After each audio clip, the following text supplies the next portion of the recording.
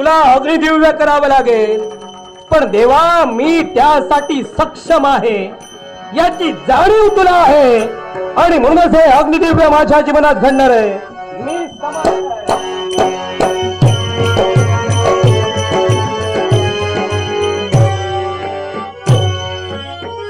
कधीची महत्वाच्या आश्रमापर्यंत पावलं पडली, हे तो सफल केल्याशिवाय मागे जाणार नाही. कधीची महान विश्वात अचल अवस्थेत असणारं ब्रह्मतत्व, हे ब्रह्मतत्व आपण अंगीकारला, त्या ब्रह्मतत्वाला देवराज देवेंद्र प्रणाम करतोय. दैवी तत्वाचा अधिकारी, 33 कोट देवतांचा अधिपती, विश्वस्तरीय देवता देवराज इंद्र आज आमच्या आश्रमी आपले पावलवळी. स्वागत स्वागतम. आश्रमात आपलं स्वागत आहे. कधीची महान आश्रमात आपण माझं स्वागत केला. स्वागतोत्सुक मी निश्चितच आहे, पण इथं आलो याच्या मुळाशी विशेष असं कारण आहे. ऐकूया. आणि ते कारण कोणतं, तर सर्वप्रथम तुमचं आणि माझं असणारं नातं. ते नातं कोणतं, तर नात्यानं तुम्ही माझे शिष्य आहात आणि मी तुमचा गुरु. नक्कीच. गुरु शिष्याचं हे नातं आहे. अर्थात तुमच्यापर्यंत आलो याच्या मुळाशी कारण काय ठरलं माहितीये का, या विश्वाच्या पाठीवर तुमच्या वडिलांनी मला विनंती केली होती की मधुविद्या आणि प्रवर्ग विद्या या 2 विद्या देवराज देवेंद्रन आपल्याला खऱ्या अर्थानं शिकवाव्यात, आपल्याला बहाल कराव्यात. अर्थात त्यांच्या इच्छेसाठी मधु आणि प्रवर्ग विद्या मी तुम्हाला देण्याचं कार्य केलं, तुम्हाला शिकविण्याचं कार्य केलं. मान्य. पण मी तुम्हाला सूचित केलं होतं की या विद्या देवराज देवेंद्राच्या अनुमतीशिवाय तुम्ही दुसऱ्या कुणालाही प्रदान करता उपयोगी नाही. मला फक्त एवढंच सांगा, मधु आणि प्रवर्ग विद्या तुम्ही अश्विनी कुमारांना शिकवलात की नाही? सत्य आहे. मग हे विधान जर सत्य आहे तर अश्विनी कुमारांना तुम्ही मधु आणि प्रवर्ग विद्या शिकवताय.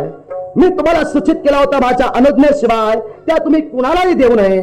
मग माझ्या आज्ञेचं उल्लंघन शिष्य म्हणून का केला?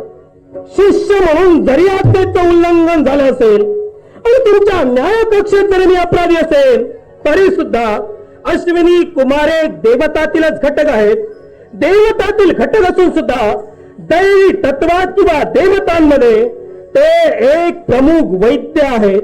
असं असताना ही जर का विद्या मी अश्विनी कुमारांना दिली असेल, तर ती विद्या दैवी कार्याच्या किंवा दैवी तत्वाच्या सत्कार्यासाठी लाभेल या मनोधरेनं मी ती त्यांना विद्या शिकविली. तुमची मनोधारणा तुमच्या मताना मी रास्तच समजतोय, चुकीची नाही.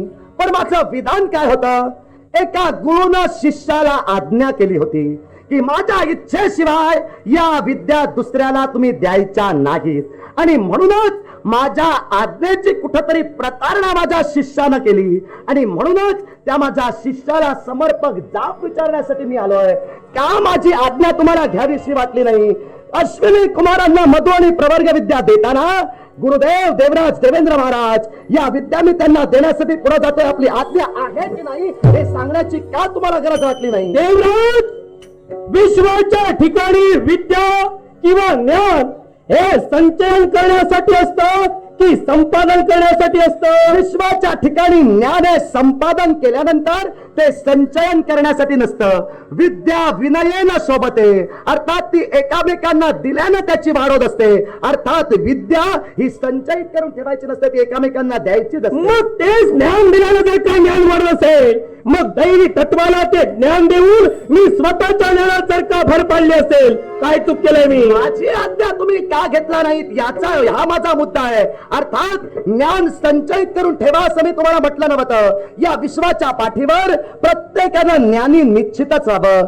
ज्या ब्रह्मदेवांच्या अनुमतीनं मधु आणि प्रवर्ग विद्या देवराज देवेंद्राला बहाल झाली, तुमच्या पित्यानं ज्यावेळी मला सांगितलं त्यावेळी तुमच्या पित्याच्या इच्छेसाठी मी ती तुम्हाला दिली, त्यावेळी मी ब्रह्मदेवांची सुद्धा आज्ञा घेतली होती. अर्थात तुम्ही ज्या अर्थी मला खऱ्या अर्थानं सांगितलं नाहीत त्या अर्थी माझ्या नजरेत तुम्ही अपराधी ठरलात. अर्थात या शिष्याला मी शासन शासन